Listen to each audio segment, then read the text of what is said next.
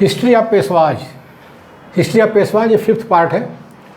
Balaji Bajirao 1740 to 1761 AD। Chhatrapati Shahu appointed Balaji Bajirao as his Peshwa in 1740 AD after the death of Bajirao first. After the death of Bajirao first, जब 1740 में बाजीराव की असमय मृत्यु हुई तो छत्रपति शाहू ने बालाजी बाजीराव को इस पद पर नियुक्त कर दिया। बालाजी बाजीराव शायद पहले उसके बड़े पुत्र थे बाजीराव प्रथम के, तो उसको नियुक्त कर दिया। 1750 में होने वाली संगोला संधि के अनुसार संवैधानिक क्रांति द्वारा यह प्रक्रिया पूरी हो गई।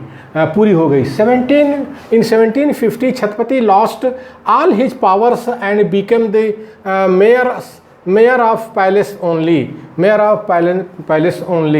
1750 में होने वाली संगोला संधि के अनुसार संवैधानिक क्रांति द्वारा यह प्रक्रिया पूरी हो गई। इसके पश्चात मराठा छत्रपति केवल नाम मात्र के राजा रह गए। केवल नाम मात्र के राजा रह गए और महलों के महापौर बन गए। मेयर ऑफ द पैलेस बन गए। ये 1750 में हुआ। जयसिंह की मध्यस्थता से 4 जुलाई 1741 को मुगल सम्राट ने एक फरमान द्वारा राजकुमार अहमद को मालवा का सूबेदार नियुक्त कर दिया तथा पेशवा को नायब सूबेदार। In 1741 Prince Ahmad became सूबेदार of Malwa and Peshwa became his deputy।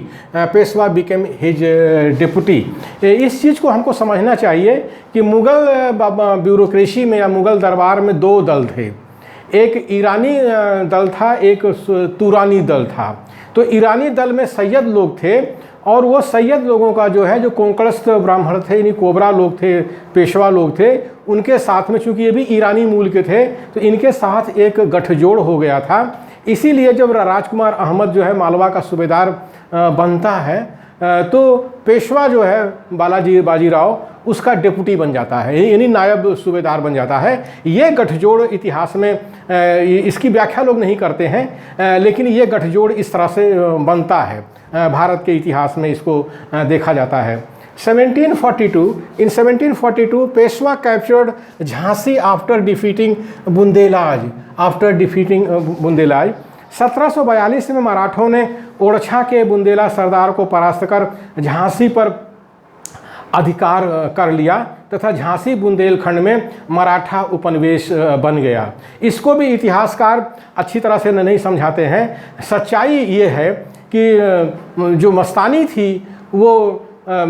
मस्तानी जो थी वो छत्रसाल की लड़की थी और उसकी शादी बाजीराव प्रथम के साथ हुई थी और उसके बदले में छत्रसाल ने दहेज के रूप में कालपी है, सागर है और झांसी है, हृदयनगर है, इसको दहेज में दिया था।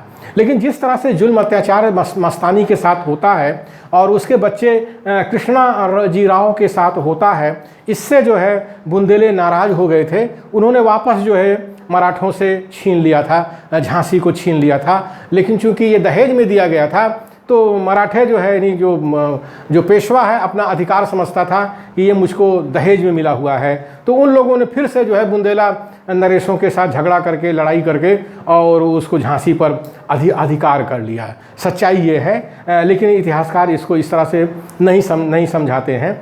वो कहते हैं कि मराठा उपनिवेश था। कोई मराठा उपनिवेश नहीं था, ये दहेज में दिया गया ये क्षेत्र था जिसको कि छत्रसाल महाराजा बुंदेला नरेश छत्रसाल ने दिया था अपनी लड़की की शादी मस्तानी में। Tanjore Raghuji Bhosle attacked Karnataka and killed Dost Ali king दोस्तली।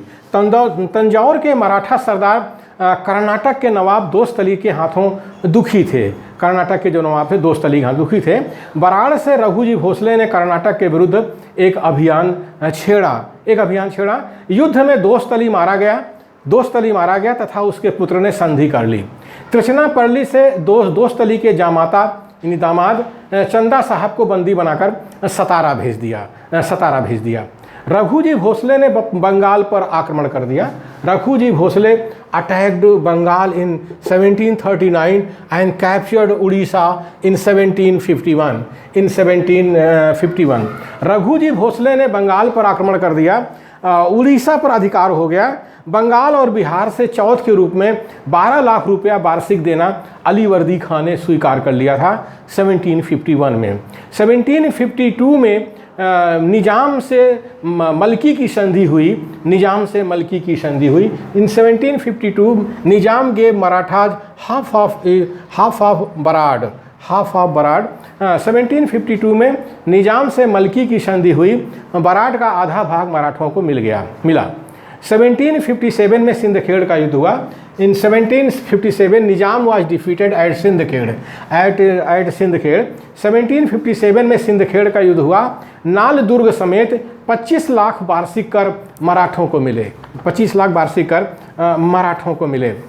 In 1760 Nizam lost Ahmednagar, Daulatabad, Burhanpur, Bijapur against Marathas.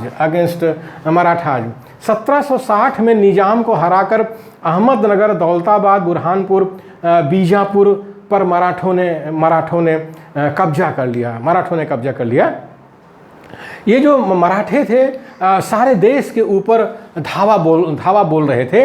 एक तरह से मराठे उस कुत्ते के समान हो गए थे। जो कुत्ता जो है धर्मस्थल में घुस जाता है तो टांग उठाकर सारे देवियों पर जो है जल चढ़ा देता है। इस तरह से मराठे भारत के इतिहास में उस कुत्ते के समान दिखाई पड़ते हैं। यानी कोई भी ऐसा क्षेत्र नहीं बचा था जिसके ऊपर मराठे आक्रमण नहीं कर रहे थे। और सबसे चौथ सरदेशमुखी इस तरह से वसूल रहे थे। चौथ का मतलब होता है कि पूरे राजस्व का 25% हिस्सा जो है 25% हिस्सा मराठों को मिलेगा। और साथ में सरदेशमुखी का मतलब होता है 10% हिस्सा सरदेशमुखी के नाम से मिलेगा। यानी पूरे राजस्व का जो है 35% हिस्सा मराठों को मिलने लगता था। इसलिए मराठे जो है सारे भारत पर आक्रमण कर रहे थे। वो चाहे राजपूत राजा हों, चाहे वो मुस्लिम राजा हों, नवाब हों, चाहे वो जाट हों, चाहे वो जाट हों या कोई और भी हो, सबके ऊपर मराठों का आक्रमण हो रहा था। अप्रैल 1760 अब Marathas got Ajmer and they secured chauth from Punjab Sindh and Doab. April 1752 में एक करारनामा किया गया जिसमें 50 लाख रुपए वार्षिक के बदले मराठों ने मुगल साम्राज्य को आंतरिक तथा बाह्य आरक्षण का वचन दिया। यानी 1752 में मराठों ने जो है मुगल सम्राट को एक वचन दिया कि आपके ऊपर आक्रमण चाहे अंदर से हो चाहे बाहर से हो, उसका सामना मराठे करेंगे। और उसके बदले में जो है मराठे जो है अजमेर मराठों को मिल गया। अजमेर मराठों को मिला। पंजाब सिंध तथा दोआब के प्रदेश से चौथ प्राप्त करने का अधिकार भी मिल गया। पंजाब सिंध तथा दोआब के प्रदेश से चौथ प्राप्त करने का अधिकार भी मिल गया। इस तरह से मराठे पूरे देश में, भारत देश के अंदर प्रभावी हो गए। पूरे देश के अंदर प्रभावी हो गए।